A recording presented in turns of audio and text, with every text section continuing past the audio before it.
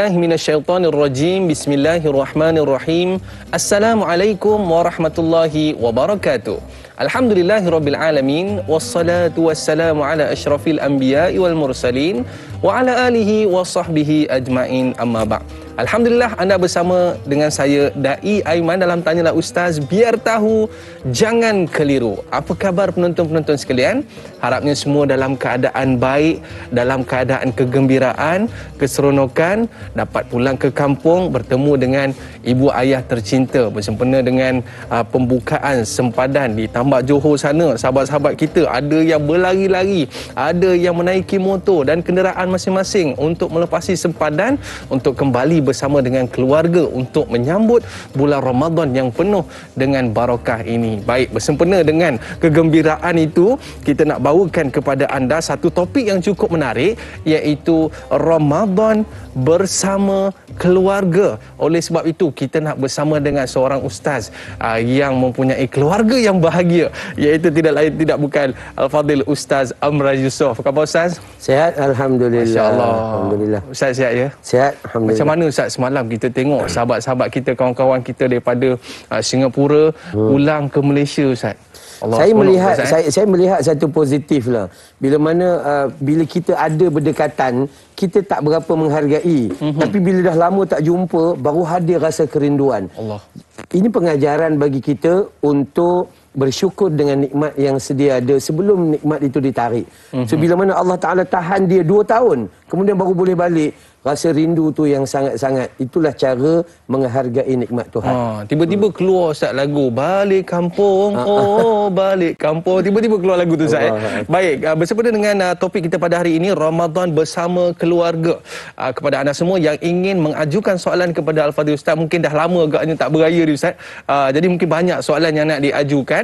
Boleh call kita di talian 0377261603 atau terus ke Facebook Tanyalah Ustaz TV3. Baik Ustaz, untuk meraihkan kegembiraan sahabat-sahabat kita yang pulang ini, Ramadan bersama keluarga, mungkin pada malam ini tarawih yang pertama, betul Ustaz? Tarawih yang pertama, betul. Dan esok pagi sahur yang pertama. Allahu Akbar, bersama ibu dan ayah pula. Sebagai mukadimah pada hari ini Ustaz, Ramadan bersama keluarga. Dipersilakan Ustaz. Baik, bismillahirrahmanirrahim. Assalamualaikum warahmatullahi wabarakatuh. Innal hamdalillah nahmaduhu wa nasta'inuhu wa nastaghfiruh wa na'udzu billahi min shururi anfusina wa min sayyiati a'malina. May yahdihillahu fala mudilla lahu wa may yudlil fala hadiyalah. Ashhadu an la ilaha illallah wahdahu la syarikalah wa ashhadu anna Muhammadan 'abduhu wa rasuluh. Allahumma salli ala Muhammad wa ala ali Muhammad, amma ba'du. Terima kasih Dai Aiman. Alhamdulillah kita jumpa lagi. Alhamdulillah. Dan inilah nikmat Tuhan. Sebagaimana kita sebut orang daripada Singapura nak balik itu, inilah nikmat Tuhan. Baik. Nikmat Tuhan ini juga kita jangan lalaikan. Nikmat Ramadan yang Allah tengah bagi, kita cantum dengan nikmat keluarga yang Allah bagi pada kita, cantumkan keduanya. Saya suka nak merujuk dalam Al-Quran, dalam surah Ar-Ra'd atau surah Ar-Ra'du pada surah 13 ayat 23. Ya, kita boleh tengok keadaan di sini bila mana Allah Subhanahu wa taala menyebut, a'udzu billahi minasyaitonir rajim. Jannatu adni yadkhulunaha wa man salaha min abaihim wa azwajihim wa dhurriyyatihim wal malaikatu yadkhuluna alaihim min kulli bab. Allah bagi tahu syurga yang kekal, yang mereka akan masuk di dalamnya bersama dengan orang-orang yang mengerjakan amal soleh dari ibu bapa mereka. Masya Allah. Dari isteri-isteri pasangan hidup mereka, dari anak-anak mereka, sedang malaikat datang kepada mereka melalui merata-rata pintu dalam syurga Allah Subhanahu wa taala. Inilah yang patutnya kita grab peluang yang Allah bagi. Grab Ramadan yang Allah bagi untuk diri kita, pasangan hidup kita dan ahli keluarga kita. Untuk apa? Untuk bina satu amal kebaikan di dunia sehingga kita akan dapat janji Allah di mana dengan waman salaha ya, orang-orang yang beramal saleh ini, maka kita akan masuk bersama dengan abaihim wa azwajihim wa zurriyatihim. Ayah dengan mak kita duduk dalam rumah, kita dalam rumah, esok dalam syurga sama. Pasangan hidup kita yang kita tidur sebantal, makan sepinggan, kadang-kadang bersuap itu, dalam syurga pun dia akan dapat macam tu. Masya Allah. Dan anak-anak yang kadang-kadang memberi kegembiraan dan kadang-kadang memberi ujian, dia juga esok dalam syurga Allah Subhanahu Wa Taala kepada kita. Maka berdasarkan surah Ar-Ra'd, surah 13 ayat 23, saya katakan yang pertama sekali, kempen saya, jangan lalaikan Ramadan. Ramadan, ya, mubarak. Tapi takut kita tak ambil keberkatan yang disediakan oleh Allah Subhanahu Wa Taala. Ini kaedah yang lebih besar yang sepatutnya kita bawa ahli keluarga kita. Kesilapan kita, Dai Aiman, ya, adalah apabila kita beramal dan kita nak beramal sendiri. Ayah pergi tak masjid? Pergi. 5 waktu. Anak umur 17 tahun lelaki di rumah tak diajaknya. Kan. Jadi bagaimana cara kita nak berdakwah dengan orang luar kalau dalam keluarga pun kita tak boleh berdakwah? Maka ini yang kita nak bawa diri kita supaya dalam bulan Ramadan yang kita baca dalam hadis, kita baca dalam Al-Quran bahawa dia adalah syahrul mubarak, iaitu bulan yang penuh dengan keberkatan. Bukan hanya kita nak ambil keberkatan untuk diri kita, malah kita nak bawa keberkatan itu pergi kepada pasangan kita, pergi kepada anak-anak kita, malah kepada mak bapak kita, kepada ahli keluarga kita semua. Kenapa? Sebab kita nak ambil janji Allah, kita masuk syurga Allah Subhanahu Wa Taala. Di kiri kanan kita ada mak ayah, ada pasangan hidup kita, ada anak-anak kita yang dulunya kita bersama di dalam rumah. Ya, apabila kita melihat kepada sahabat-sahabat handai kita di Singapura yang 2 tahun, 3 tahun tak boleh balik dan kemudian tiba-tiba boleh balik, Allahu Rabbi, ini kerinduan besar. Sebab tu di mana-mana saya selalu ulang bahawa manusia yang kalau dia tidak bersyukur dengan nikmat yang sedikit, dia lebih tidak bersyukur pada nikmat yang besar. So kita bersyukurlah dengan nikmat Ramadan yang Allah akan bagi. Macam kata Dai Aiman tadi, malam ni tarawih yang pertama. Inilah permulaan bagi kita ingatkan pasangan hidup kita, terus anak-anak kita, bukan hanya kita yang lelaki ni buat, tetapi masa ajak dan buat bersama-sama. Ini kaedah yang kita bentuk dalam keluarga. Dakwah ni, dakwah yang paling besar adalah buat bersama-sama. Bukan suruh buat. Kadang-kadang kita suruh buat. Kadang bapak tak buat. Tu kan. Suruh baca Quran. Bapak tengok handset. Itu pun bahaya juga. Maka saya katakan untuk permulaan ini, kita angan-angan kita nak di dunia dalam satu rumah, dalam syurga nanti pun satu rumah. Angan-angan kita. Kenapa? Angan-angan kita telah dijanjikan oleh Allah Subhanahu Wa Taala.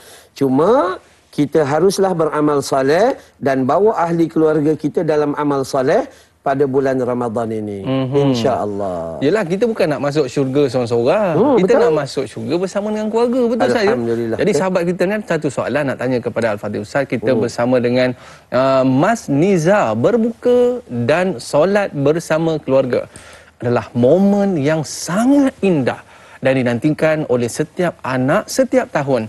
Apakah persediaan dan persiapan kita bersama keluarga untuk menyambut kedatangan Ramadan? Terima kasih. Ini soalan yang cukup hebat ni, Ustaz. Setiap tahun kalau first Ramadan mesti ramai bersama dengan keluarga. Walaupun jam Ustaz nak balik ke Pantai Timur sana tu. Silakan Ustaz.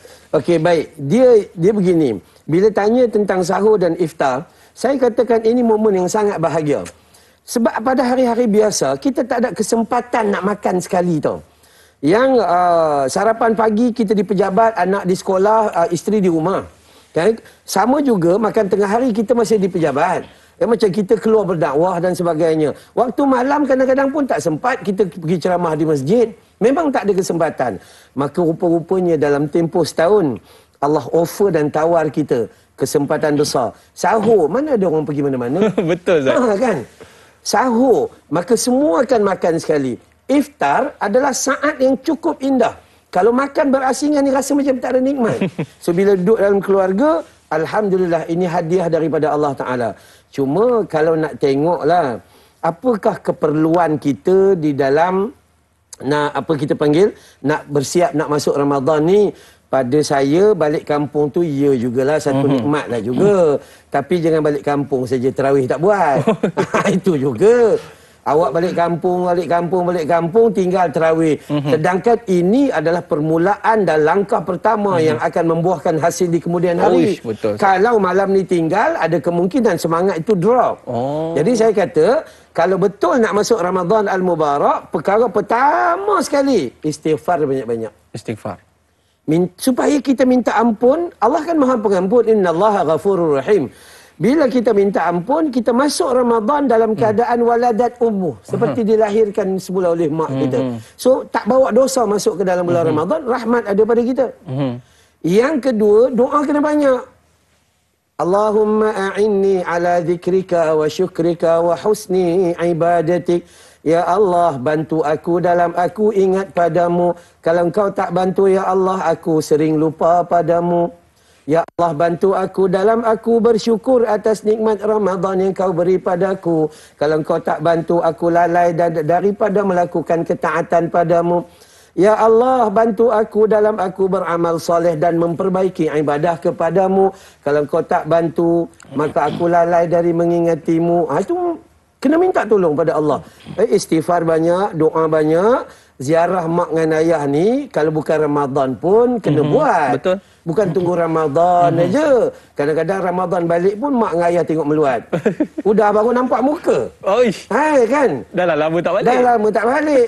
Ngulu pun tidak. Itu kan? Maka saya katakan persiapan paling besar, istighfar, doa dan azam lah. Fa idza azamta fatawakkal 'ala Allah.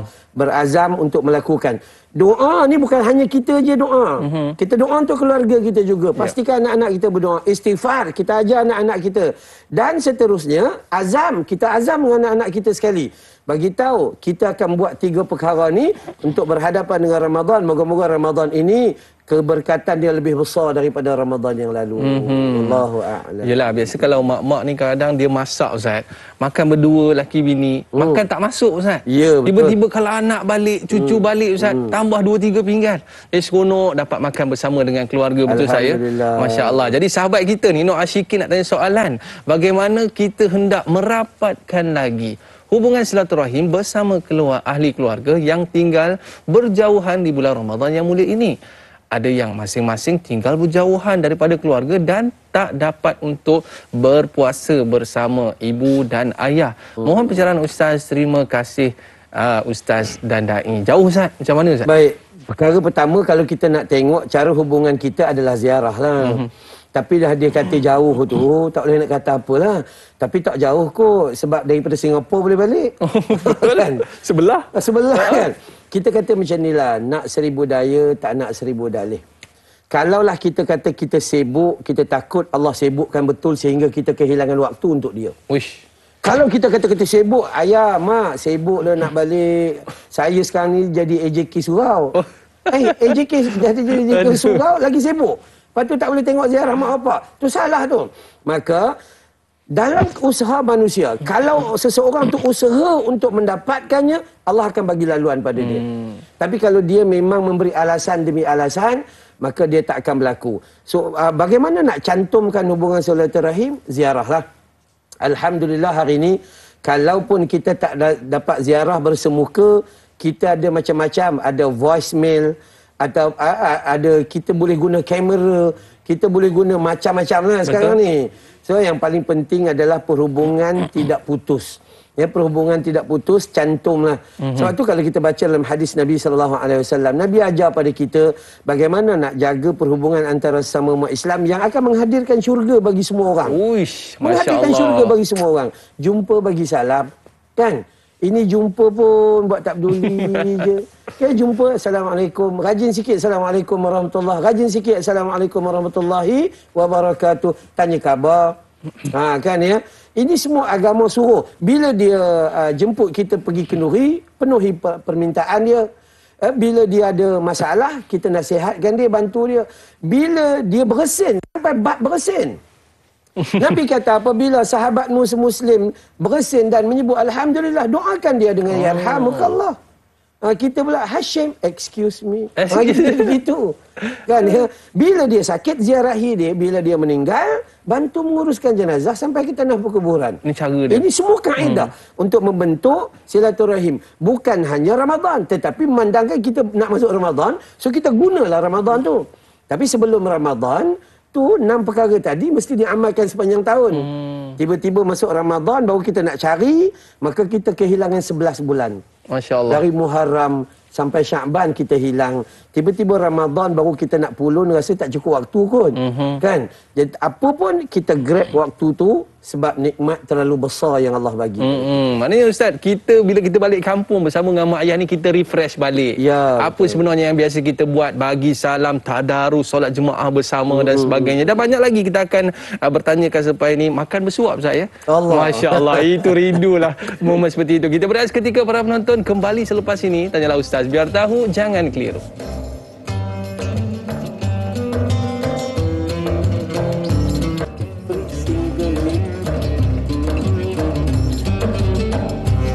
Alhamdulillah, kembali dalam Tanyalah Ustaz, biar tahu jangan keliru. Kalau kita sebut dia dekat mak ayah kata nak balik kampung, apa yang akan mereka buat tu kan? Kalau macam Ustaz macam mana Ustaz? Kalau bagi tahu kata mak nak balik on the way dah ni, nak balik kampung, biasanya apa hidangan special yang dihidangkan di rumah sana Ustaz? Baik. Mak ni dengan ayah sangat memahami anak. Anak je selalu lupa ke dia. Allahu Akbar. Ya. Terkena pula. Ya, sungguh. Mak ni, saya sendiri yang umur 52 tahun. Mak dengan ayah kat kampung kalau dengar saya nak balik, kita balik sampai-sampai semua ada. Apa yang anak dia suka. Ketupat palas anak dia suka, dia sanggup buat. Sedangkan bukan raya pun. Laksa Pening dia sanggup buat. Apa-apa, cokodok pisang dia sanggup. Kalau boleh, every single menu yang anak dia nak, semua dia buat. Tambah meja lagi sebelah. Allah Rabbi. Memang itulah. Tambah-tambah dalam Ramadan ni kan. Ambillah ruang untuk jaga mak dengan ayah kita. Allah. Dia orang sangat memahami. Biasa mak dengan ayah, bila dia ingat ke anak, ya Allah panjangkanlah umurku. Anak-anak bila bersembang dengan adik-beradik kan, bila mak dengan ayah nak mati. Allah. Tu kan? Allah. Jaga-jaga mak ayah tu dah tua, dia tak tahu dia nak mati dulu.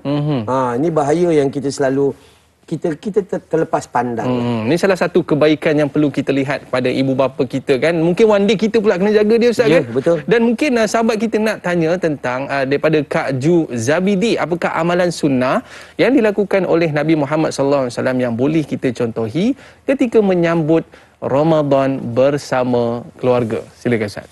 Baik, bulan Ramadan adalah satu bulan yang sangat sempurna. Dia punya ruang untuk masuk syurga dan jalan-jalan ke neraka ditutup. Kita baca memang banyak hadis.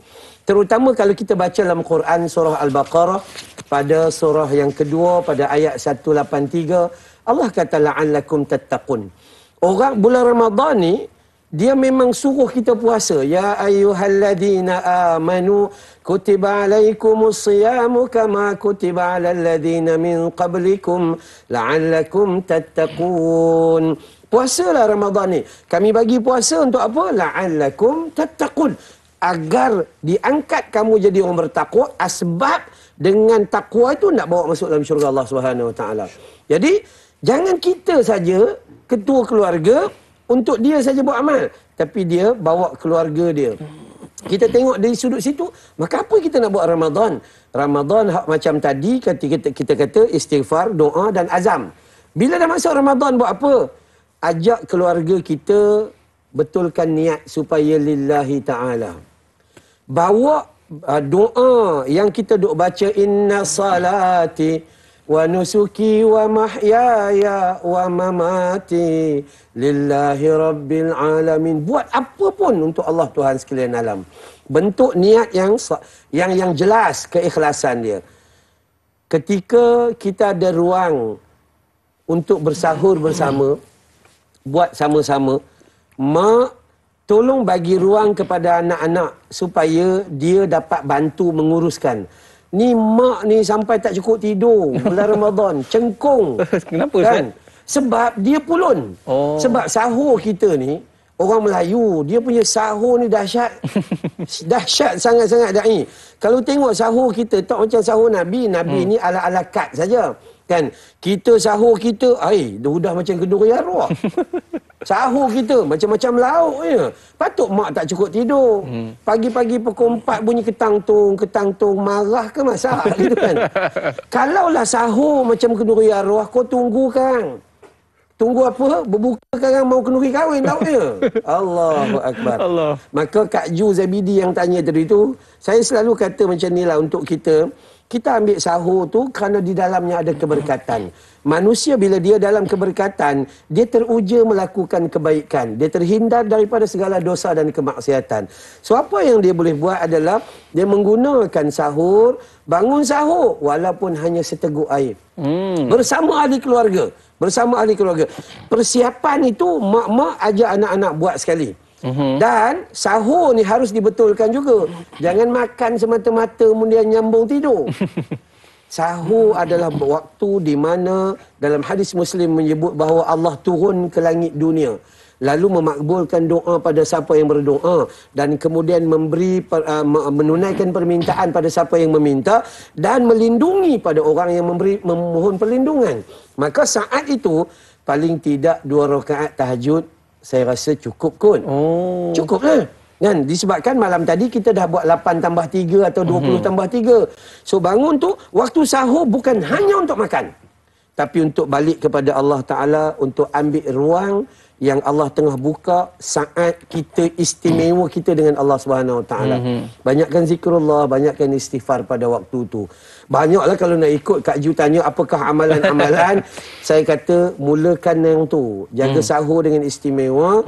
Lepas tu insya-Allah yang lain-lain kita sambung dengan nilai dia buat bersama-sama. Ya, buat bersama-sama. Tahajud ayah jadi imam. Ayah jadi imam. Ayah jadi imam. Allahu Akbar. Baca doa elok-elok. Tenang aja. Baca pendek tak apa. Ayah pun memang ngapal pendek pun. Itu kan. Jadi baca pendek sudah. Tapi buat tu tertib dan tertil. Allahu Akbar.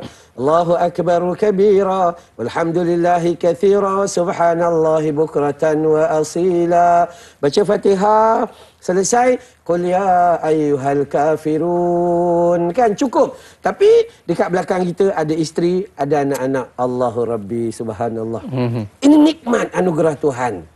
Tapi sayang, nak bagi tahu juga. Kadang-kadang suami berhajat tapi isteri tak nak. Isteri berhajat, suami tarik diri. Sebab suami ngapal ina atau ina je. Allah. Mak bapak berhajat, anak-anak menidakkan. Allah. Ini sebab tu kita lihat Allah Rabbi. Ada orang kata ustaz, anak ustaz untung je. Belum tentu.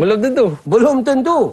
Anak ustaz kadang-kadang lagi awal start. Lagi awal. Ya, lagi awal start. Ustaz belum start lagi dia dah start.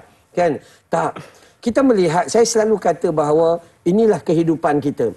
So berjuanglah dengan cara bukan menyuruh mereka melakukannya, tetapi mengajak dan melakukan ibadah bersama-sama. Insya-Allah ini akan jadi satu nikmat dakwah yang baik dalam keluarga kita. Tapi yang hebatnya ayah-ayah sekarang ni dia dah advance kan. Dia dah ada Quran besar kat depan Allah. Tu. Jadi nampak macam Tok Imam besar masjid.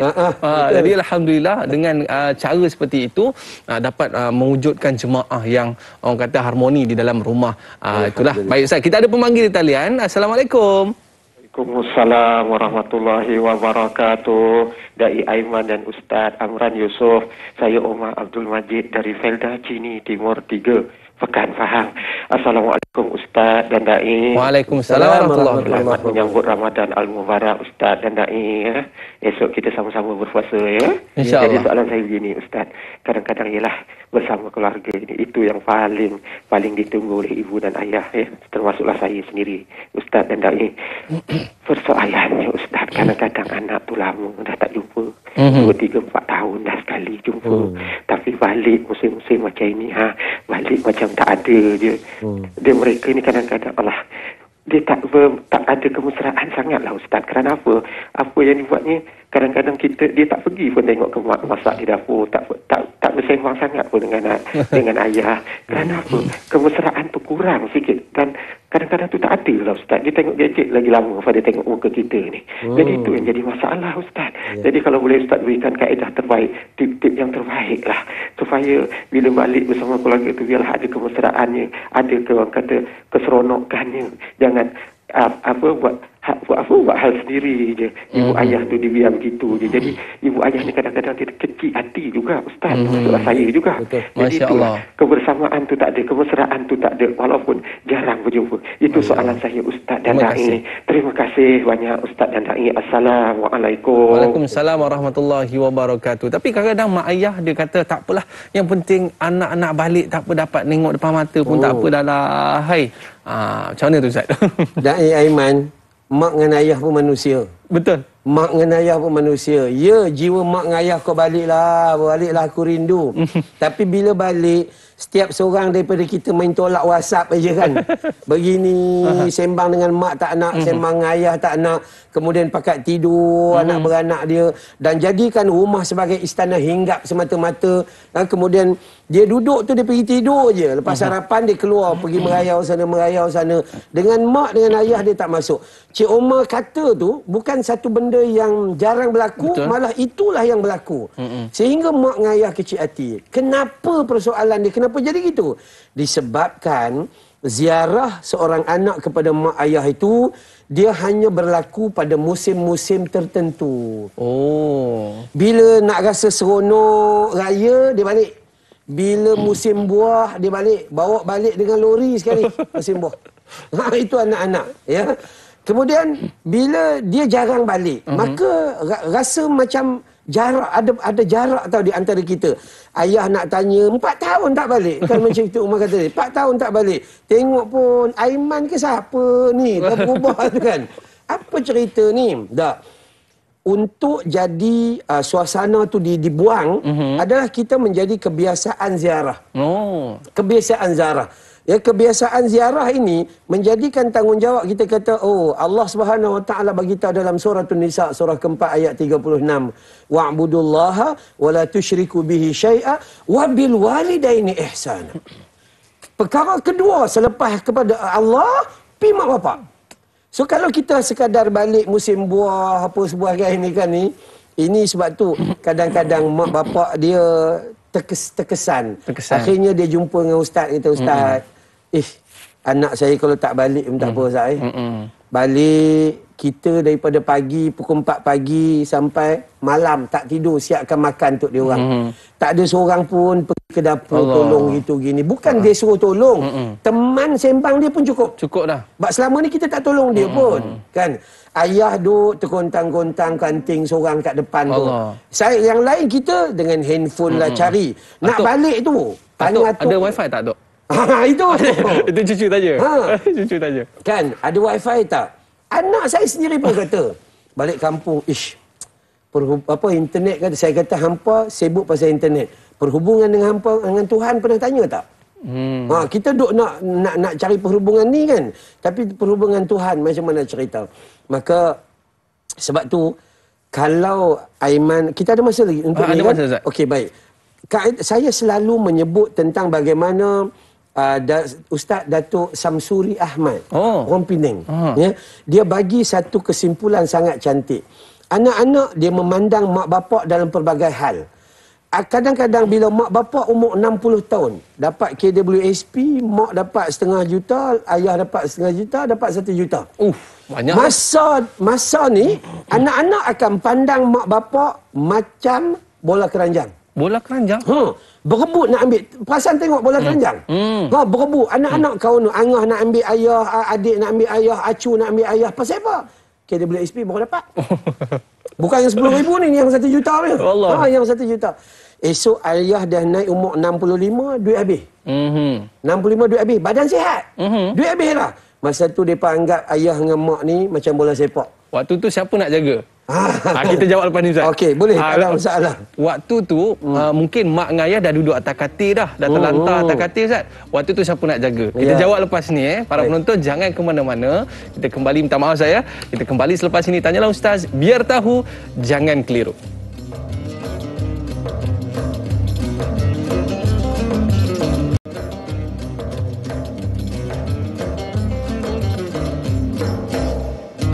Alhamdulillah, kembali dalam Tanyalah Ustaz.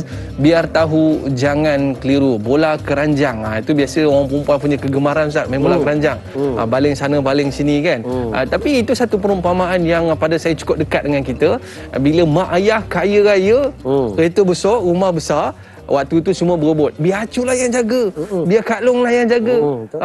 Tapi bila dah berubah keadaannya, mak dah tak sihat ni, jadi macam mana pula, Ustaz? Itulah. Daripada bola keranjang yang kita berebut nak ambil tadi, sebab mak bapak banyak duit, kita berubah jadi bola sepak bila mak bapak dah tak ada duit. Bola Tapi sepak? mak bapak sihat. Sepak mak ke rumah hangah, sepak mak ke rumah halung, sepak mak ke rumah cu. Kita jaga 2 minggu dah tak larat dah. Habis dah bola sepak, mak pula sakit, mak pula hilang duit. Duit tak habis, duit tak ada dah. Duit tak ada dah? Duit tak ada dah. Bedridden pula tu, atas katil nak berak kencing kena basuh. Akhirnya anak-anak pandang dia macam bola golf. Kenapa bola golf? Sekali pukul masuk lubang, mati turun orang tua tu. Allahu Akbar. Allah Rabbi. Pukul masuk lautan, senang lenang kita. Sebab tu angan-angan seorang ayah lah. Agar anak-anak memandang dia macam bola rugby. Bola rugby? Bola rugby. Kita tengok orang main bola rugby, dia peluk tu, peluk untuk dia je. Kau buatlah macam mana, ni mak aku, ni ayah aku nak jaga. Sampai macam tu punya kaedah. Sebab tu kalau kita kait dengan soalan Cik Omar tadi tu kan, maka saya katakan bahawa urusan kita untuk tenteram dan bahagia dalam hidup, jaga mak dengan ayah. Buat baik dengan mak ayah. Jangan sesekali sakitkan hati dia orang. InsyaAllah kejayaan berpanjangan dunia akhirat buat seorang anak. Walaupun kita duduk jauh, duduk di Kuala Lumpur, nak balik ke Kelantan ni, Ustaz? Berusaha. Berusaha. Kerana kita nak balas jasa mak dengan dia melahirkan kita pun tak mampu kita. Tak mampu. Dia suapkan makanan pada kita pun tak mampu kita balas. Janganlah nyombong dengan duit kita tu. Jangan nyombong dengan kesibukan kita. Kalau kita tidak mencari ruang, bukan dekat mak bapak, manusia ni dengan Tuhan pun dia bagi alasan. Sibuklah, sibuk. Kalau kita sibuk tu, duk sebut sibuk, kita takut kita betul-betul disibukkan. Sibuk sungguh. Sehingga kita kehilangan kasih sayang mak dengan ayah. Mungkin ni yang Ustaz sebut tadi, mendapat barakah di bulan Ramadan. Ya, Baik Ustaz, sahabat betul. kita nak bertanya soalan kepada Ustaz, boleh kita raikan Ustaz? Baik, silakan. Kita bersama dengan Baharudin Kasim. Assalamualaikum. Waalaikumsalam warahmatullahi wabarakatuh. Dai Aiman dan juga Ustaz Amran. Baik. Silakan. Okay, saya nak bagi istilah puasa ni Ustaz. Kadang-kadang kita boleh diibaratkan macam ambil vaksin lah. Yang boleh ambil vaksin boleh masuk. Okey. Kan? Tapi bila kadang zaman dulu lah, dulu mungkin pun sekarang juga Ustaz. Bila kita nak buka puasa ni kan, orang yang berpuasa je boleh duduk. Orang yang tak puasa, kau tepi-tepi. Orang kita habis buka puasa ni kan, barulah kau join. Jadi, mana nak keberkatan tu Ustaz? Itu je soalan saya. Mungkin Ustaz boleh bagi pencerahan sikit lah. Assalamualaikum. Selamat berpuasa Ustaz dan juga Dai. Selamat puasa. Waalaikumsalam warahmatullahi wabarakatuh. Ada macam tu saya? Ya. Maknanya yang tak puasa duduk belah sana, yang puasa belah sini. Mungkin Ustaz ada pengalaman. Dari satu sudut, ya memang kita kecil-kecil dulu, masa zaman Jepun attack Malaya dulu kan. Masa tu memang orang tua-tua ni yang berbuka puasa, maka dia berbuka dulu. Kita tengok tu. Jangan sentuh kuih untuk buka tu. Jangan. Dari satu sudut, itu satu didikan dan penghormatan kepada Ramadan Al-Mubarak. Tapi dari sudut kasih sayang, saya rasa itu tidak sesuai. Dari sudut kasih sayang, sepatutnya kita yang berpuasa, raikan orang yang tak berpuasa tu. Inilah nikmat yang Allah janjikan pada kita. Dua nikmat dua keseronokan yang Allah janji adalah apabila saat kita berbuka dan saat kita bertemu dengan dia. Inilah saat dia. Sebab tu puasalah, kerana puasa nikmat dunia dapat, nikmat akhirat pun dapat. Ni mungkin budak-budak baru nak belajar puasa lah Ustaz. Kan? Betul? Jadi kita jangan halang. Jangan halang dia untuk merasai nikmat berbuka tu. Dan nikmat berbuka tu akan hadir dalam jiwa dia seandainya dia puasa. Kalau dia tak puasa, dia duduk makan sekali dengan kita, dia tak rasa apa-apa. Jiwa dia tak ada. Sebab tu hidup kita, jangan buang roh dengan tubuh badan. Jangan asingkan. Mesti ada kedua-duanya, antara roh dengan jasad tubuh badan kita. Yang ni hati-hati jaga. Kadang-kadang kita berbicara tentang jaga-jaga, jangan batal puasa. Tapi kita terlupa jaga-jaga, jangan batal pahala puasa. Kan? Ada orang puasa, tapi dekat akhirat cuma dapat lapar dan dahaga. sebab amalannya tidak tepat, dia berbuat benda zalim dan begitu begini. Maka sebab tu nak jaga kedua-dua, antara zahir dan batin, kedua-duanya kena jaga.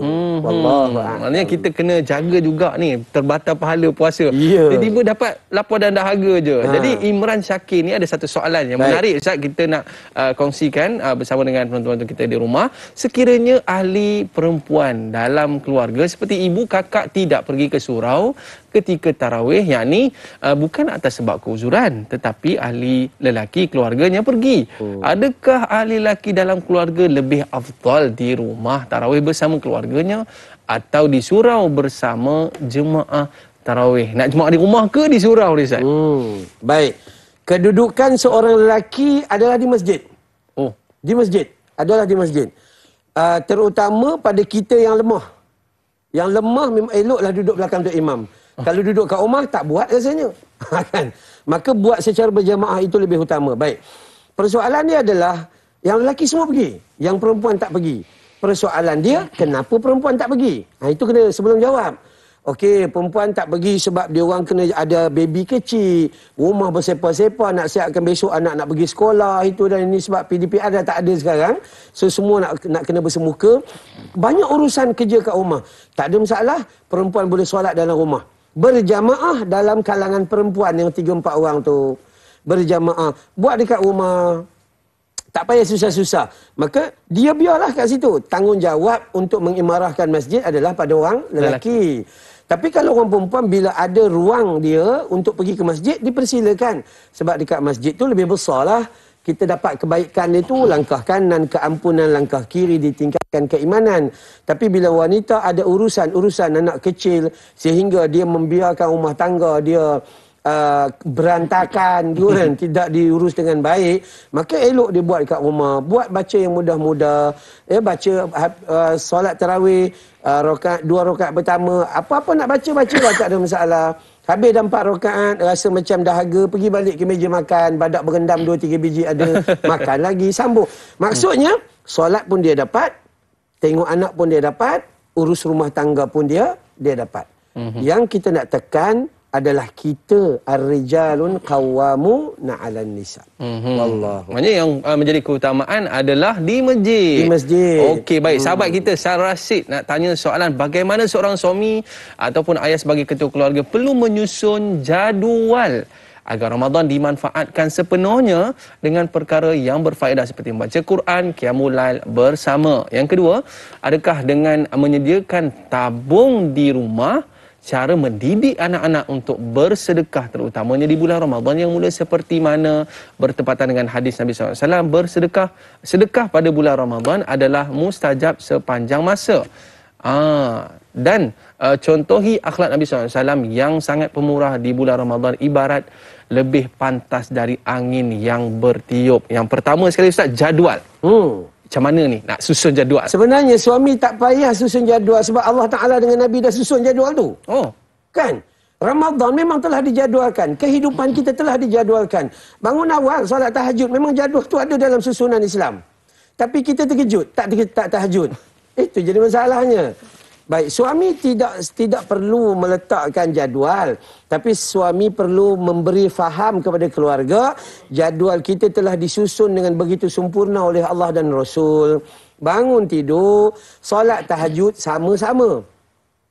Ya, kemudian siapkan sahur sama-sama, bersahur bersama-sama. Solat bagi orang perempuan dia solat subuh di rumah. Suami memperingatkan isteri dan anak-anak jangan tinggal solat sunat subuh. Rakaatan al-fajri khairum minad dunya wa ma fiha. Kan 2 rakaat solat fajar lebih baik daripada dunia dan seisinya. Patut suami memperingatkan keluarganya. Jadi kalau boleh, kalau kita jenis tidak terikat dengan mana-mana, solat subuh bawalah ahli keluarga pergi masjid. Kan? Bukannya ada gangguan apa pun. Pergi je lah. Tapi kalau terikat dengan kerja dan sebagainya, tak apa, kita dulu pergi. Di siang hari pun memang kita diaturkan jadual oleh Allah Ta'ala. Duhanya sekian. Kan? Duha, Nabi buat 2, 4, 6, 8 rakaat. Bagi hadis dhaif tu tulis 12, tapi kita ambil yang sahih, 8 rakaat. Kita pula duha kadang-kadang buat sampai 28. Itu tanda duit tak ada sangat lah tu. Masa ada duit, 2 rakaat pun dia tak buat.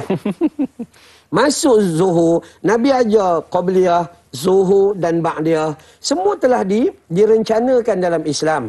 Dan dalam tempoh antara as-salawatul khamsun, di antara 5 waktu tu, dan kita buatlah amal-amal yang kebaikan. Semua ada petunjuk. Jadual tak perlu suami buat.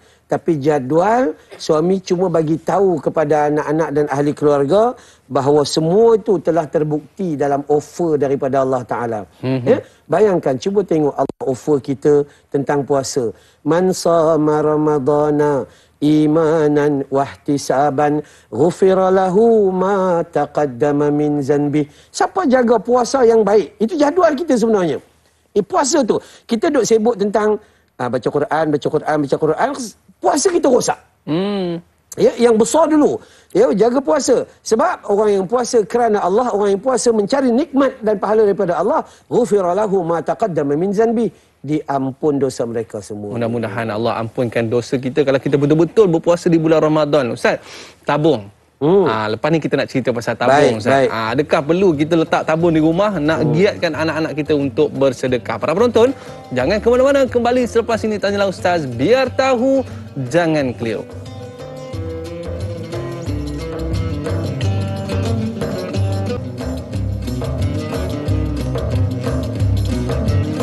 Alhamdulillah, kembali dalam Tanyalah Ustaz, biar tahu, jangan keliru. Dalam kita nak mendidik anak-anak kita untuk sering bersedekah di bulan Ramadan, mencontohi kepribadian akhlak Nabi SAW yang suka bersedekah, Ustaz. Especially, terutamanya di bulan Ramadan. Lagi-lagilah Nabi ini seorang yang pemurah. Dengan kita wujudkan satu tabung di rumah tu, duit-duit shilling tu masuk dalam tu. Apa pandangan Ustaz? Baik, usaha tu bagus. Cuma kena tengok dua perkara. Tabung ni, dia main fokus dia adalah untuk menyimpan. Biasanya lah, tabungan artinya adalah untuk simpanan. Jadi, takut-takut tabung tu simpan. Dah banyak. Elok beli handphone je lah. Elok. Kan? Mula-mula niat nak sedekah. Kalau saya katakan, kalau kita nak mendidik anak-anak bersedekah, maka didik betul. Masa yang bawa pergi ke surau, kita bagi duit dengan dia. Masa tabung lalu, suruh dia sendiri buat. Itu nikmat dia. Jangan kalau kita boleh jaga yang simpanan tu, okeylah. Bubuh tabung. Tapi ketika tabung tu mak pergi hantar ke masjid, anak tak tahu. Anak cuma bagi mak kata, okey, ni tabung ni kita akan sedekah. Tapi anak tak buat. Anak masuk je, masuk. Dia anggap macam simpanan lah. Tapi kalau saya mengatakan bahawa bawa anak ketika kita bantu orang miskin. Bawa anak, suruh dia bawa beras, suruh dia bawa gula, bawa dengan kita sekali. Maka itulah didikan paling istimewa sekali untuk mereka melakukan sedekahun jariah. Mata dia boleh melihat, Allahu Akbar, depan kita ada orang miskin rupanya. Kalau mak bapak simpan dan kemudian pula teknik kita sekarang ni teknik bank in. Contoh, ada orang bagi 15,000 kat Da'i Aiman. Tu kan contohnya. Tapi bank in ni dia kurang berkesan lah. Kita, orang yang menerima tu kata, Allahu Akbar, aku kalau boleh nak jumpa dia ni. Kan? Jadi, kaedah dia adalah kita pergi buat secara bersemuka. Cuma kita halangan sekarang dengan SOP je. Cuma kalau boleh lah, sedekah tu bila kita nak pergi buat, bawa anak-anak dan ajar mereka daripada awal untuk belajar bersedekah. Itu lebih berkesan lah, Ustaz. Maksudnya kita pergi ke rumah orang yang memang memerlukan ni, Ustaz. Tapi ada seorang makcik ni, Ustaz.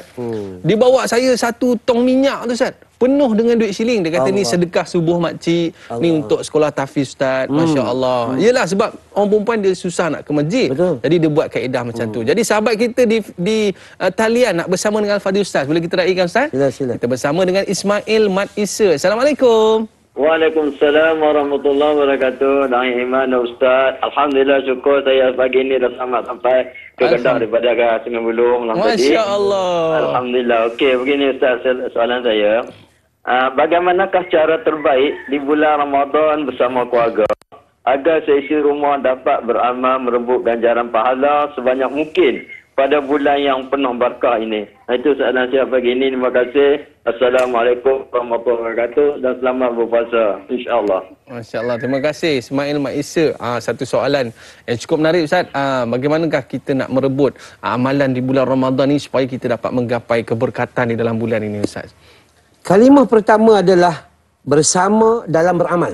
Bersama. Bersama.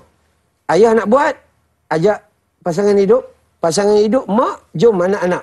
Bersama di dalam beramal. Sama ada amalan itu, kita nak bagi faham anak-anak, bulan ini adalah bulan Allah menyediakan keampunan. Maka barang siapa yang berpuasa, diampunkan. Man qama ramadana imanan wahtisaban ghufira lahu ma taqaddama min zanbi. Orang yang menghidupkan, yakni dengan salat tarawih. Man qama lailatul qadar. Maka kita buat semua ni sama-sama. Kemudian, kita kena bagi faham kepada anak-anak bahawa Ramadan adalah hadiah dan kasih sayang daripada Allah untuk mengangkat ketakwaan kita. Kita kena bagi tahu kepada anak-anak dan ahli keluarga kita bahawa bulan ini adalah bulan Al-Quran. Syahrul Ramadana unzila fihil Quran. Turunnya Al-Quran. Jadi apa kita perlu buat? Maka kalau baiknya adalah kita bertadarus dengan ahli keluarga kita. Cuma kalau da'i imam perasan, kita selalu bertadarus di tempat lain. Oh. Dekat pejabat tadarus. Surau tadarus. Di dewan tadarus. Persatuan tadarus. Tapi dengan keluarga, tak tadarus. Terus menerus. Itu kan?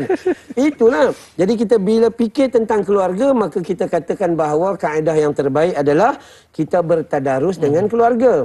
Ya, kerana apa? Dalam pada waktu tu kita boleh memperbaiki bacaan kita, betulkan panjang pendek kita, nun mati. Sebab kita tak boleh dengar nun mati. Orang tanya nun mati rasa macam nak mati. Itu kan? Maka kita boleh tahu kemampuan anak kita. Sebab saya dengan isteri, kita ada kelas Al-Quran. Yang tahfiz ni tahfiz, tapi malam ni ada kelas Al-Quran. Kadang-kadang mak ni, mak lah, ayah langsung tak ambil peduli. Mak ni kata, Ustaz, kenapa anak-anak kami ni mengaji Quran, tapi tiba-tiba diturun ke Iqra' balik?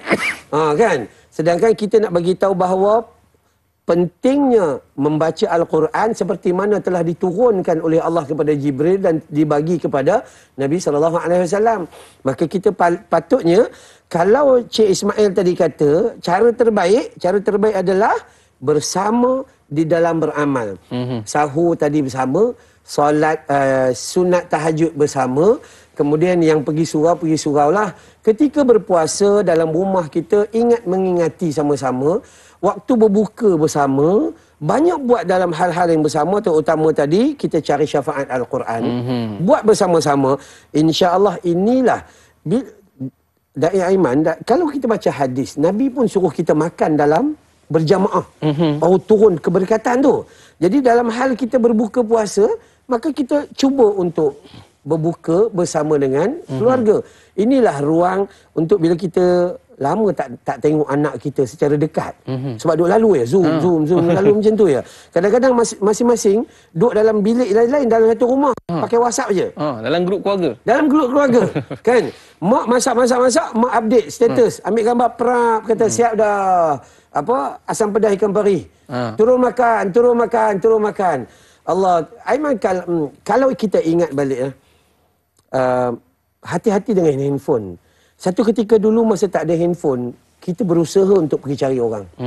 Cari Da'i Aiman, saya nak jemput kenduri le, nampak dengan mata, bagi salam, hubungan kait. Tapi bila dah ada handphone, Graham Bell cipta handphone, kan, kita pun dial. Da'i Aiman nak pergi jemputan ni, kenapa Ustaz tak datang? Sibuk le, dah bagi alasan dah. Dulu boleh pergi. Malah yang ada sekarang ni handphone lagi teruk. Dia tempah satu je kenduri kahwin punya kad, dia blast, suara tak dengar, muka tak nampak. Tengok kad je. Tengok kad aja. Kita pun tengok, lepas tu tengok jadual kita, boleh pergi. Last kali kita jawab apa? Kita pun tak jawab pakai call pun, kita jawab pakai ni je. Kan? Lepas tu bagi senyuman sikit, macam tu cukuplah. Maka sebab tu handphone bukan sekadar dia tu menghilangkan sebuah pertemuan.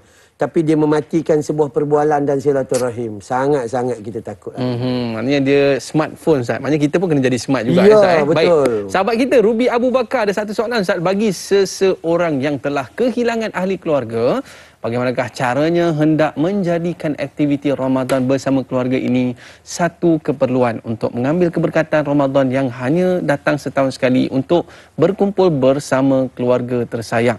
Persilakan, Ustaz. Baik. Kaedah yang Nabi ajar dalam sunnah terhadap siapa-siapa yang kehilangan. Kita masalah COVID, masalah apa ni, dia tiba-tiba sahaja. Jiran saya sendiri tiba-tiba dalam keadaan yang sihat, tiba-tiba isteri dia meninggal dalam tempoh 7 hari saja. Allah. 7 hari COVID. Tak pernah sakit, tak ada kencing manis, darah tinggi, gout, tak ada. Dia tiba-tiba je. Dan ketika Allah mengambil, maka kita balik kepada Al-Quranul Karim. وَلَنَبْلُوَنَّكُمْ بِشَيْءٍ مِّنَ الْخَوْفِ وَالْجُوعِ وَنَقْصٍ مِّنَ الْأَمْوَالِ وَالْأَنفُسِ وَالثَّمَرَاتِ وَبَشِّرِ الصَّابِرِينَ. Khabar gembira buat orang yang sabar. Salah satu kesabaran tu adalah apabila Allah ambil orang yang dia sayang, buah hati dia, maka dia sabar. Apa yang kita perlu buat terutama pada bulan Ramadan?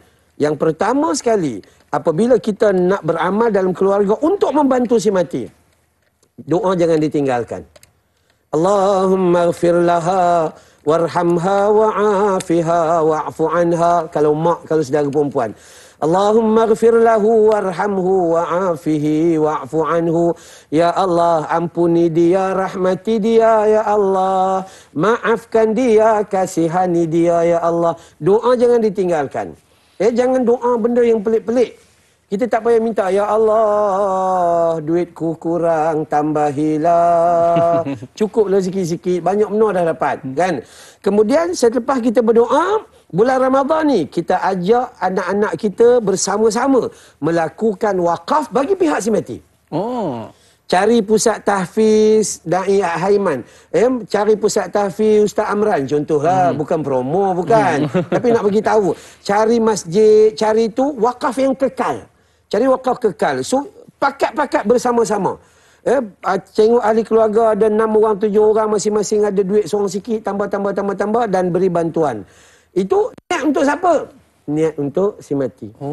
Dan bawalah keluarga kita pergi ziarah kubur. Jangan ziarah kubur pada hari raya je. Tapi ziarahlah kubur ni pada waktu-waktu, sehingga ziarah itu membantu kita agar kita ingat kepada satu hari nanti kita juga akan mati seperti mana orang yang sudah pergi itu. Wallahu a'lam. Ada satu family ni, Ustaz, dia dah kehilangan ibu dan ayah mereka, Ustaz. Tapi cara dia nak meraihkan ataupun dia nak sambut Ramadan dengan ibu dan ayahnya yang telah tiada adalah dia buatkan tahlil di sekolah kita, Ustaz. Jadi bersama dengan anak-anak tahfiz kita, kita bacakan Yasin, bacakan tahlil. Jadi menyebabkan anak ini rasa seronok, seolah-olah macam ibu bapa mereka masih bersama dengan mereka. Baik, Ustaz, kita dah tamat di TV3 dan kita akan sambung lagi 30 minit di TV9. Para penonton, jangan ke mana-mana, kembali selepas ini Tanyalah Ustaz. Biar tahu, jangan keliru.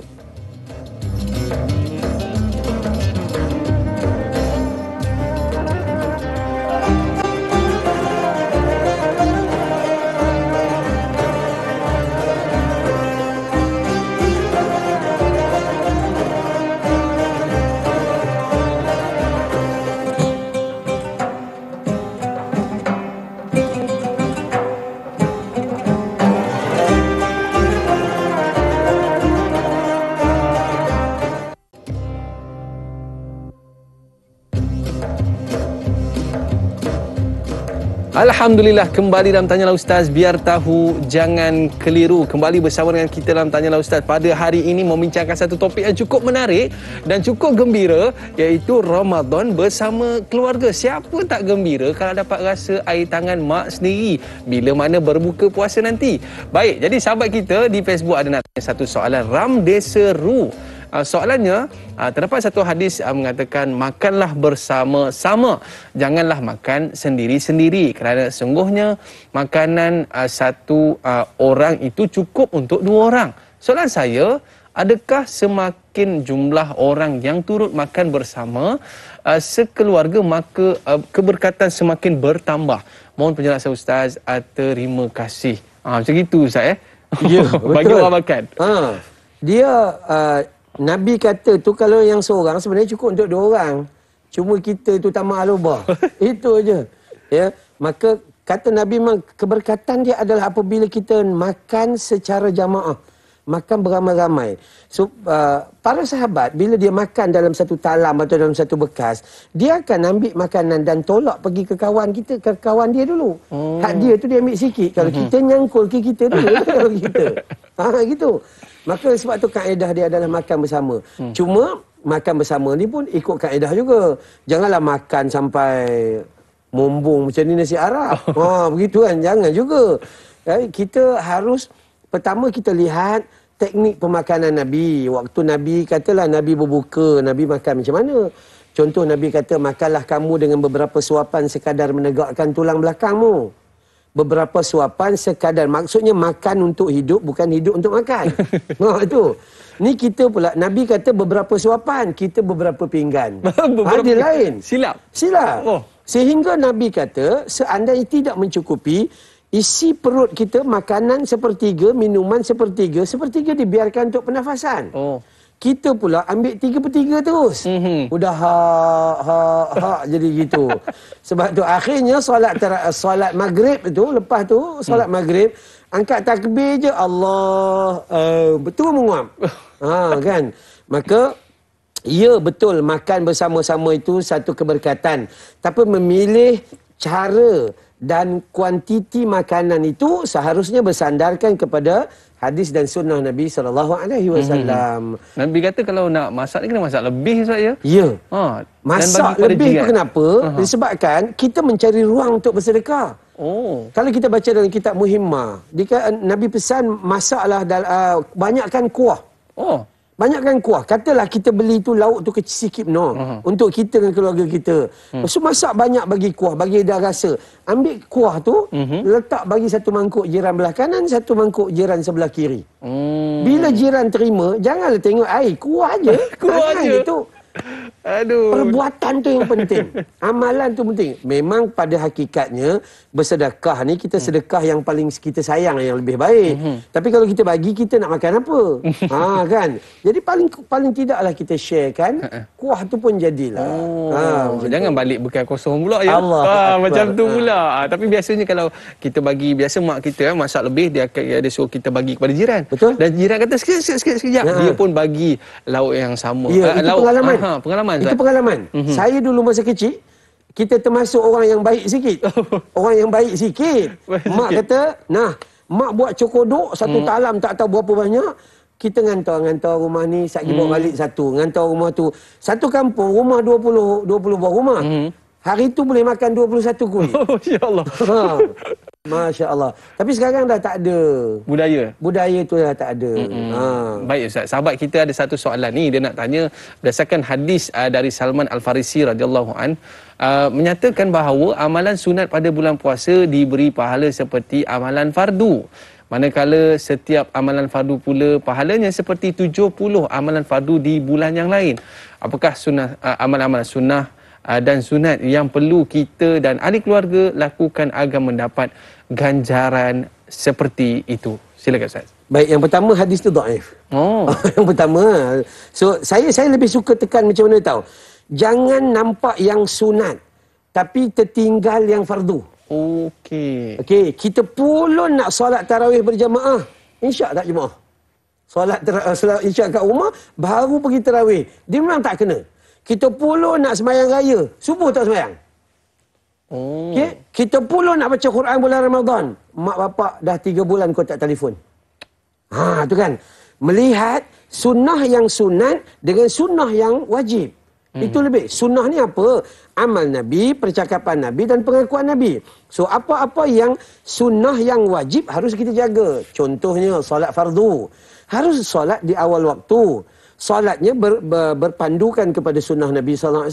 Solatnya tartil dan tertib. Ini kita sibuk kadang-kadang nak grab yang sunat, sehingga kita terlupa melihat kita tidak berada dalam usaha memperkasakan amalan fardu. Yang ni yang menyebabkan kadang-kadang kita dilalaikan oleh syaitan. Nampak macam amal kita banyak, tapi rupa-rupanya amalan fardu kita tertinggal. Puasa kita nak kena jaga. Kita sibuk tentang perkara-perkara yang okey. Malam ni tarawih nak buat 23. Oh, kena baca Quran, kita kena tadarus sekian. Tapi amalan puasa, Nabi kata, ya, akan sia-sialah puasa bila mana dia tu dalam puasa maka dia mengeluarkan kata-kata yang keji, kata-kata yang tiada manfaat, maka puasanya itu menjadi sia-sia. Yang fardu jadi sia-sia. Macam mana kita nak grab yang sunat? Maka abang ni tak boleh kacau saya ke bang? Saya nak mengambilkan Quran ni. Nampak tak? Kefarduan pada suami. Tapi Quran tu sunat dia. Kan akhirnya orang perempuan berduyun-duyun keluar daripada rumah nak pergi tadarus. Tinggal suami gunting-gunting kat rumah. Kan? Cuma hati-hati juga. Lepas tu marah pula tu. Bang, tak ada kerja lain, bergolek aje. Cuba tengok kita orang mengaji Quran tak habis-habis ni. Jadi juga. Maka saya katakan bahawa ya, sunat itu kita usaha, tapi jaga dulu yang fardu, supaya yang fardu itu betul-betul menekan, kita tekan supaya dia menjadi satu tunggak utama dengan tambahan amalan yang sunat. Ustaz, abalang kita ni bukan tak nak balik kampung. Masalahnya kalau balik kampung, abalong tu naik kereta besar. Ni abalang ni naik kereta buruk je. Segan nak balik kampung, nak parking sebelah-sebelah. Jadi mungkin apa yang perlu dilakukan oleh abang long yang kaya raya ni, kereta besar ni. Tapi kita cerita lepas ni, Ustaz. Baik, boleh. Para penonton, hati-hati balik ke kampung. Pastikan drive safe supaya apa? Supaya dapat berjumpa dengan orang yang tersayang, dapat berbuka bersama. Kita berehat seketika, kembali selepas ini. Tanyalah Ustaz, biar tahu, jangan keliru.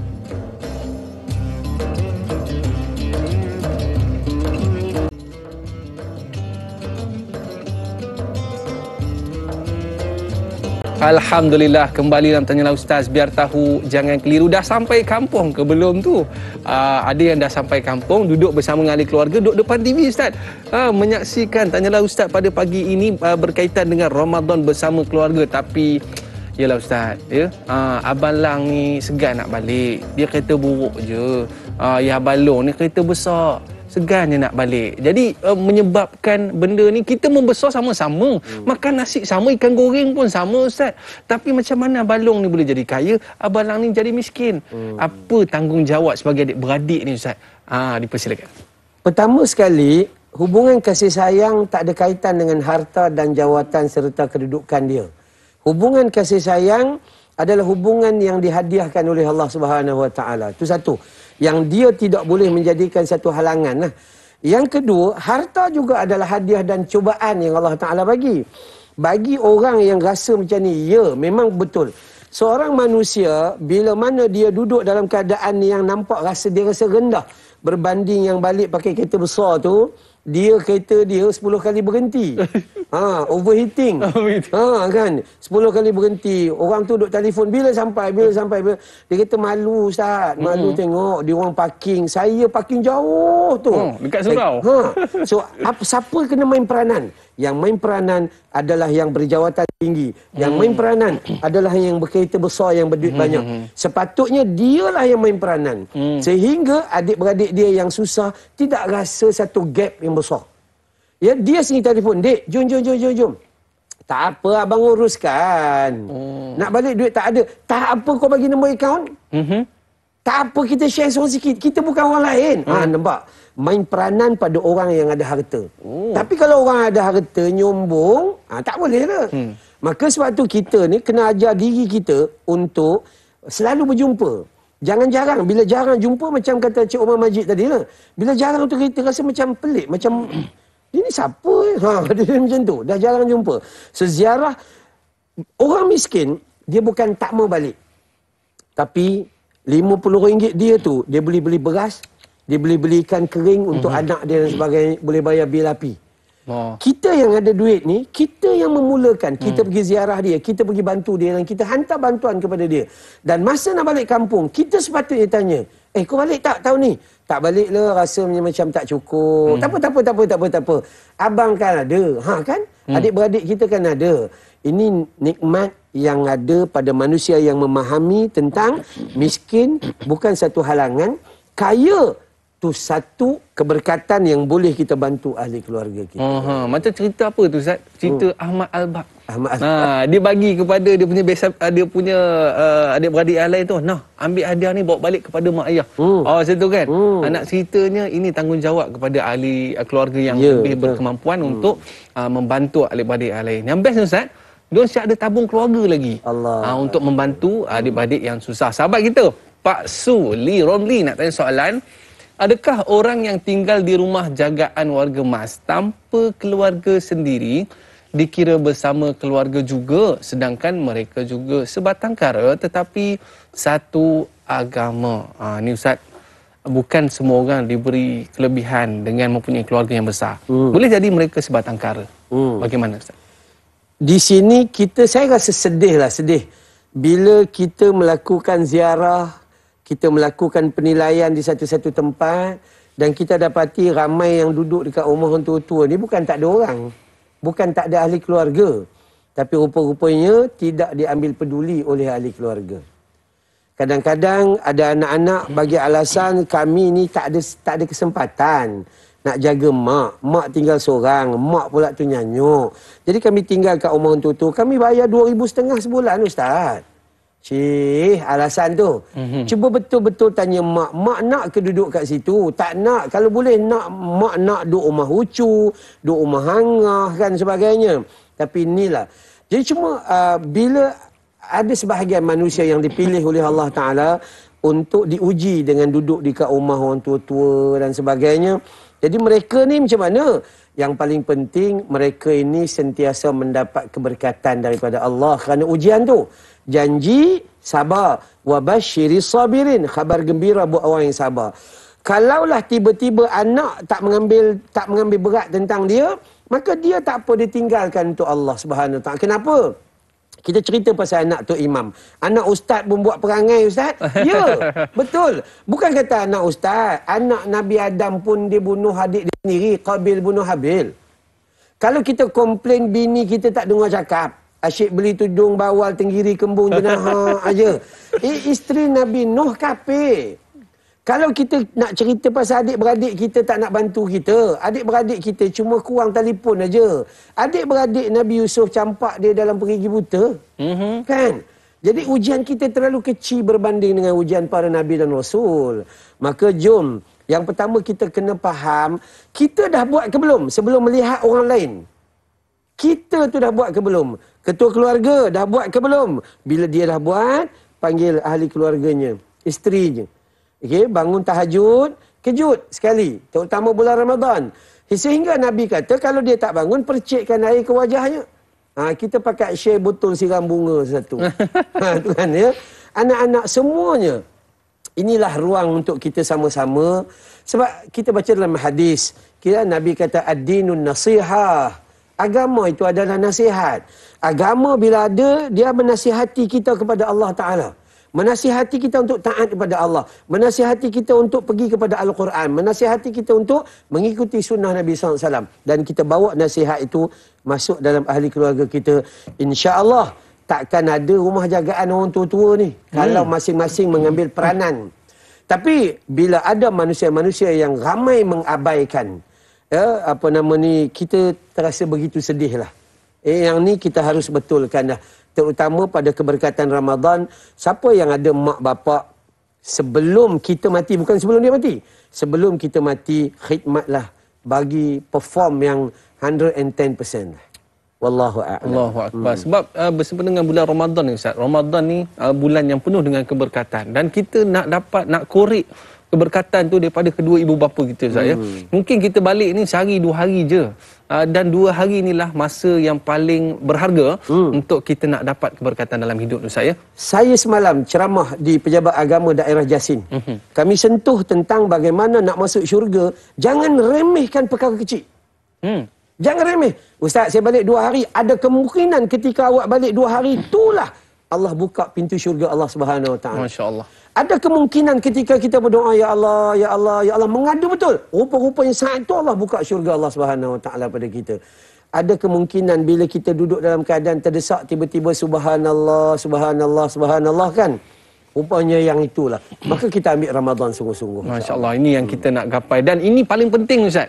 Sahabat kita ni tanya Rosdin Samah, bagaimana cara untuk menghidupkan malam-malam pada bulan Ramadan bersama ahli keluarga, terutama 10 malam terakhir Ramadan dengan melakukan pelbagai ibadah sunat yang menjanjikan ganjaran pahala yang berlipat kali ganda yang tidak ada pada bulan-bulan lain Ustaz. Ini paling penting. Perkara pertama, dia bukan bermula pada waktu malam. Dia bermula pada waktu siang. Kalau siang hancur, malam hancur. Ya betul. Siang, perbaiki puasa tip-top. Dan malamnya mula dengan berbuka puasa secara berjamaah. Berbuka puasa secara simple-simple, jangan melampaui batas. Berjamaah. Solat maghrib berjamaah. Antara azan maghrib, antara maghrib hingga ke isyak, kalau ada ruang, baca Quran. Berjamaah. Bawa ahli keluarga pada 10 akhir Ramadan untuk solat tarawih di masjid. Seboleh mungkin. Bagi kita orang lelaki, i'tikaf di masjid. Kemudian jaga solat tarawih berpanjangan dengan selalu minta ampun kepada Allah. Ya, Nabi kata, man qama lailatal qadr imanan wahtisaban ghufira lahu ma taqaddama min zanbih, diampun dosa mereka. Maka jaga yang itu. Kemudian bila selesai tarawih, balik rumah, tidur awal. Tidur awal kenapa? Sebab esok kita nak bangun lebih awal. Mungkin pukul 3-4 pagi. Untuk apa? Sekali lagi kita buat bersama keluarga solat tahajud. Sekali lagi. Ya, ustaz, dia orang kata, ustaz, saya tak reti baca panjang-panjang solat tahajud. Tapi solat tahajud ni, ustaz kata Nabi berdiri lama sampai bengkak kaki. Boleh. Kalau tak hafal panjang, baca macam mana? Qul ya ayyuhal kafirun, rakaat pertama, ada 6 ayat. Ulang dia 10 kali dalam rakaat tu, tak jadi 60 ayat. Banyak tu. Masuk rakaat kedua, baca Qul huwallahu ahad, dia 4 ayat. Ulang 10 kali, jadi 40 ayat. Tak dapat 100 ayat. Alhamdulillah. Simple saja. Janji ayat Quran. Kan? Dan muka kita pun memang tak ngapal Al-Baqarah pun. Kan? Maka ini kaedah yang Nabi bagi pada kita, buat. Dan 10 akhir Ramadan, Nabi pesan bila Aisyah tanya, apakah doa yang terbaik? Didik anak kita macam mana? Allahumma innaka afun tuhibbul afwa fa'fu anni. Ya Allah, kau maha pemaaf, kau suka memberi maaf, maafkanlah aku ya Allah. Tu khas. Bila Aisyah tanya, ya Rasulullah, doa apa yang terbaik bagi Lailatul Qadar? Kata Nabi, ni doa khas. Maka 10 akhir Ramadan, kita pulun cukup-cukup doa ni, kerana ini telah diajar oleh Nabi kepada Aisyah. Masya Allah. Ini semua jalan-jalan menuju syurga Allah. Dan yang paling penting, jangan kita berhenti daripada meletakkan pengharapan keampunan daripada Allah. Hak tu kena jaga sungguh-sungguh.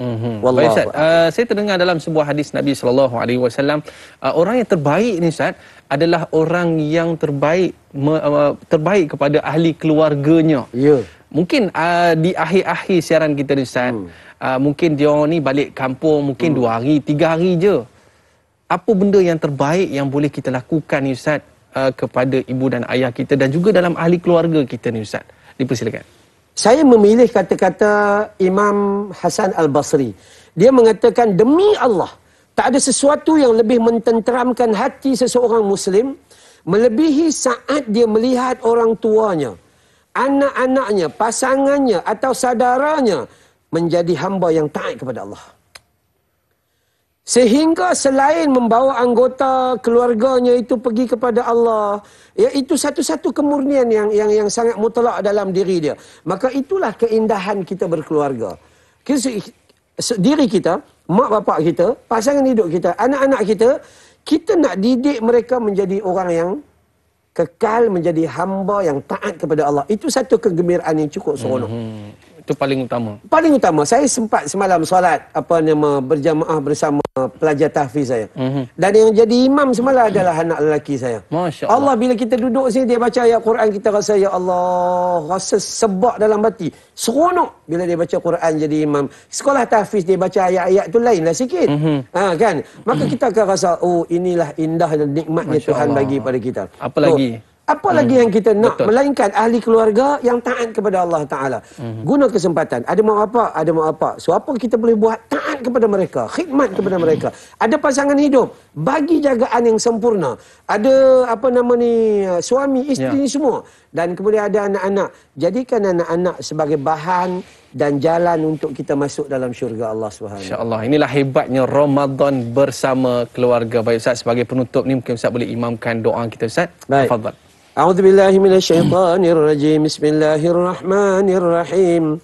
Alhamdulillahi rabbil alamin wassalatu wassalam ala sayyidil mursalin wa ala alihi wa sahbihi ajma'in. Amin. Ya Allah, ampuni dosa kami sebelum kami memasuki Ramadan-Mu ya Allah. Ampuni dosa ayah dan ibu kami ya Allah. Dosa pasangan hidup kami ya Allah. Dosa anak-anak dan seluruh ahli keluarga kami ya Allah.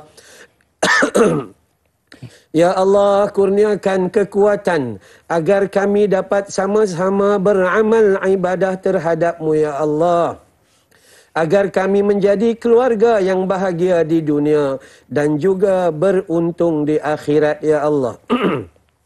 Ya Allah, ya Tuhan kami, jadikan Ramadan sebuah keampunan bagi kami ya Allah. Jadikan Ramadan ini jalan syurga bagi kami ya Allah. Jadikan Ramadan ini pelindung dan benteng dari api neraka-Mu ya Allah. Ya Allah, pertemukan kami dengan Lailatul Qadar-Mu ya Allah. Ya Allah, pertemukan kami dengan Lailatul Qadar-Mu ya Allah. Ya Allah, pertemukan kami dengan Lailatul Qadar-Mu ya Allah. Ya Allah, kami mohon sebagaimana Kau himpun kami dalam rumah tangga kami ya Allah, himpun kami nanti dalam syurga-Mu ya Allah. Wa sallallahu ala Muhammad wa ala alihi wa sahbihi wa baraka wa sallam.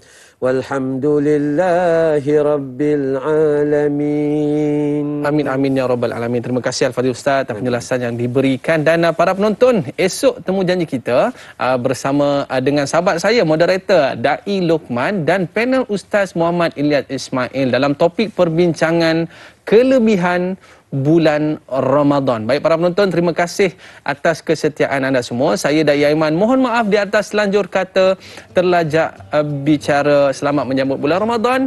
Jangan lupa malam ni tarawih dan esok kita berpuasa. Saya Da'i Aiman mengundurkan diri. Like dakwah, share ilmu. Assalamualaikum warahmatullahi wabarakatuh. Ila liqa. Ma'assalamah. Kita tutup majlis kita dengan tasbih kafarah dan suratul As. Subhanakallahumma wa bihamdika asyhadu an la ilaha illa anta ila alladzina amanu wa amilus solihat. Terima kasih Ustaz. Alhamdulillah.